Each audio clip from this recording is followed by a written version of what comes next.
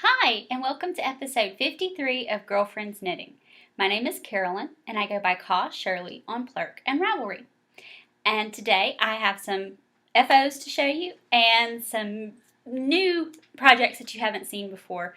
Most of my old projects I have not even been working on. Oh well. Let's start off with the project that I have been calling Jen's Little Woodcutter.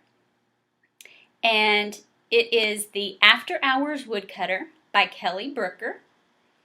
And it is this adorable little vest. It is made out of Jill Eaton in Cottontail, so it's 100% cotton in a lime green colorway. It has an adorable little leaf accent on the side. I made the 3 to 6 month size, but he can probably get some use out of it well after 6 months, depends on how big the baby is. It's for a friend, colleague of mine's little baby.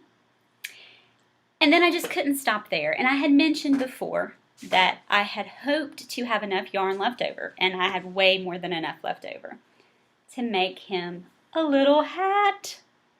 So this is my own pattern, so to speak. It's certainly not going to be anything I publish or anything like that because it is completely stolen and plagiarized from Kelly. In that I used what the ribbing looked like on the bottom of the vest, and then I used her leaf pattern, and then I just did a very quick decrease on the top to make a very simple little hat out of the same yarn. And so Jen is going to get this today along with an adorable little card that I made. So I'm going to wrap that up. As a matter of fact, her baby shower is here in just a few minutes, so I'm going to be headed there. This is my particular favorite picture of the After Hours Woodcutter right here. And so that's what I see. I see her little boy in a little pair of blue jeans and a little white onesie with the little green tank top. I think it's going to be adorable. So that was FOs. So 2 FOs actually, but I did spend quite a bit of time working on those. I did have a lot of travel this week, and so I did not have very much knitting time as I normally do. But I did start on 2 new works in progress. Number 1 is I'm a few weeks behind on the Game of Thrones cowl. I actually am behind because I knit Clue 1 and 2, liked the way I did Clue 2 better than the way I did Clue 1, took it out completely and started over. So I've just finished Clue 1. Let me show you the Game of Thrones cowl right here. So Kristen, I'm not going to attempt to say Kristen's last name, but she works with Jimmy Beans, and they're doing a Lorna Lace's Haymarket in the Winter is Coming colorway. And we don't really know exactly what it is yet. I keep guessing it's going to be a hood. And what I'm doing is I'm alternating skeins, dark gray, light gray. The dark gray here is Perfection by Kramer in a granite colorway, and it's a DK merino acrylic. This is the same yarn. I had a whole skein of it left that I had from Chelsea's boat neck sweater. Then I just happen to have in stash from Joann's a 65% acrylic, 35% wool Martha Stewart Crafts from Lion Brand in a light gray as well. And it does have different textures of the yarns, but I love the way it's coming out. And I'm intentionally changing to where you can see the change in the pearl ribs. So it looks very rustic. I think that will be an awesome hood, especially with the idea of Game of Thrones, and it's not set in a time period that you know, because it's not set in Earth It's a mythical area called Westeros, but it looks very medieval, and so I really like that rustic look to it. Knitting it in the round on size 8s.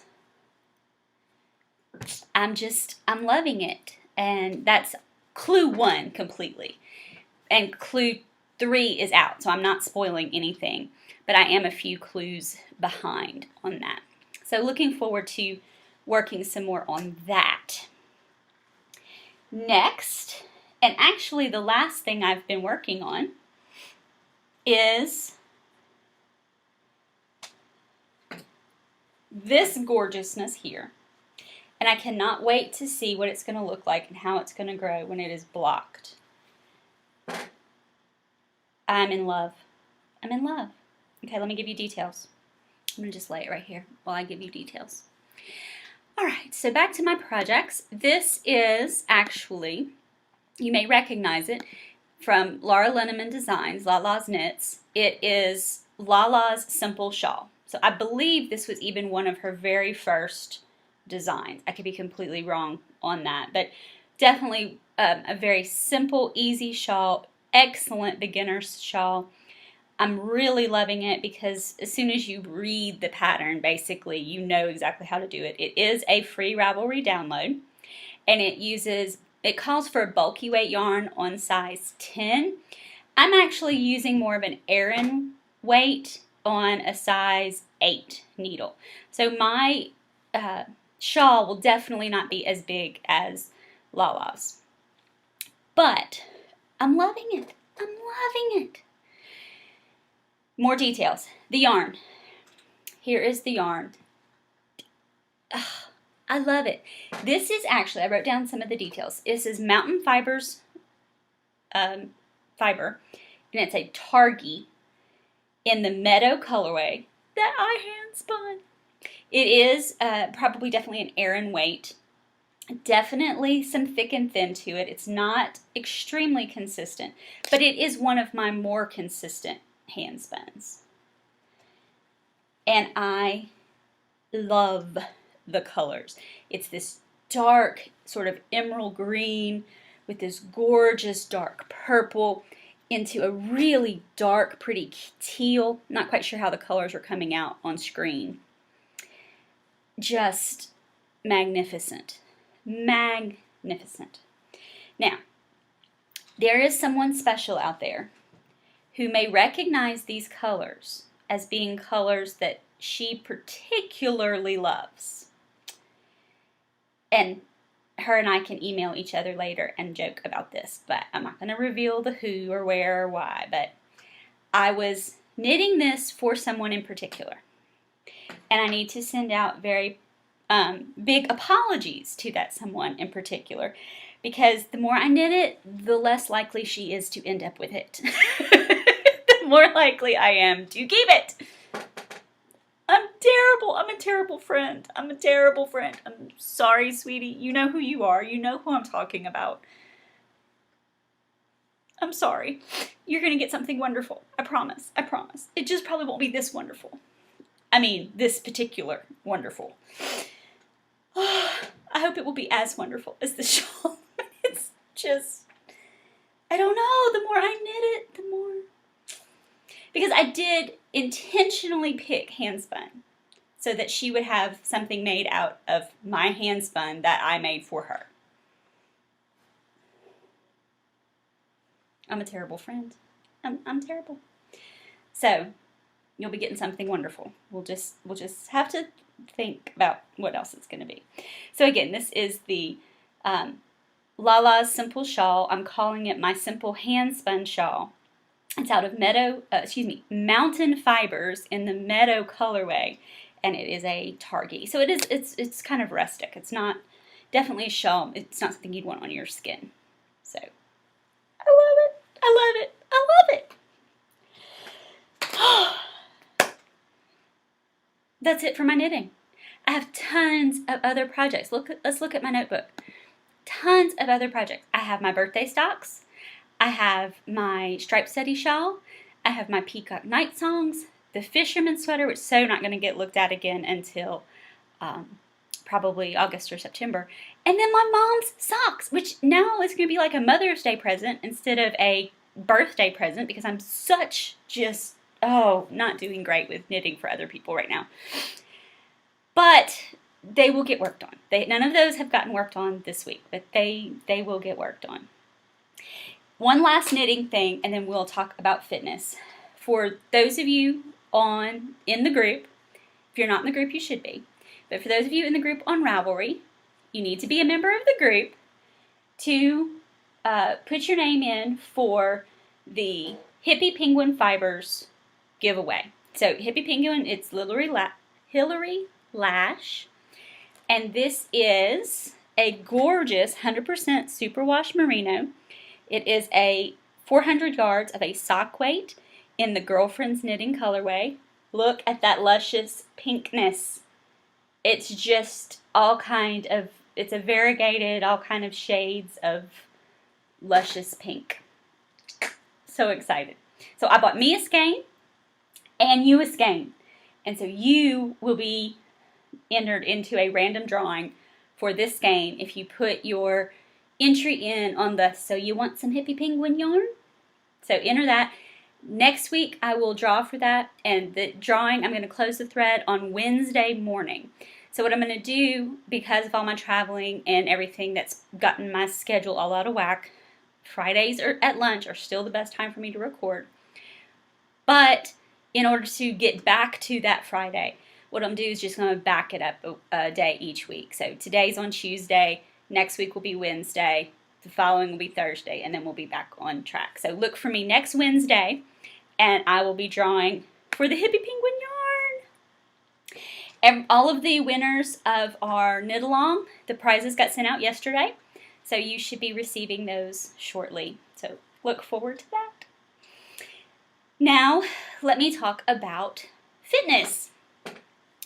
Eating-wise, I have done absolutely horrible this week, and I don't know why that particular aspect is so hard for me. So hard. I was at a conference, and we were eating out every single meal, which was difficult.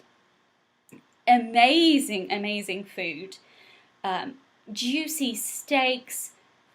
Get this. Just get this, and you will completely understand why I did not eat well.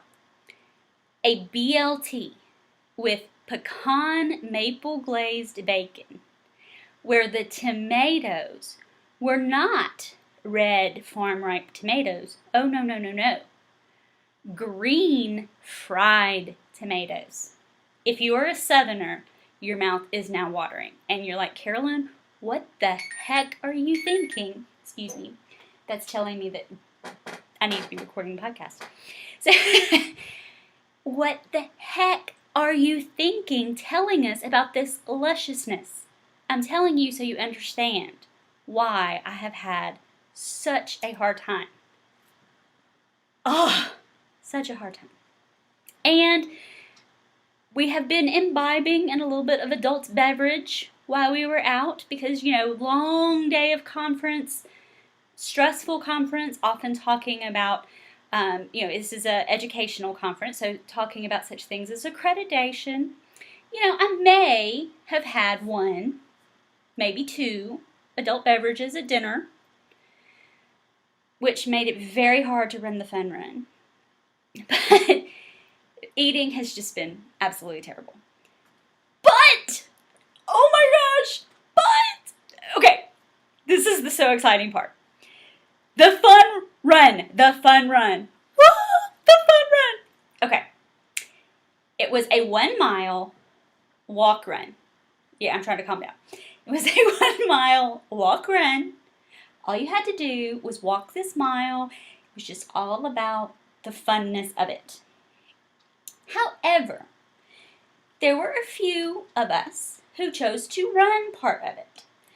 There were 2 people who chose to run the whole thing. Not a big deal.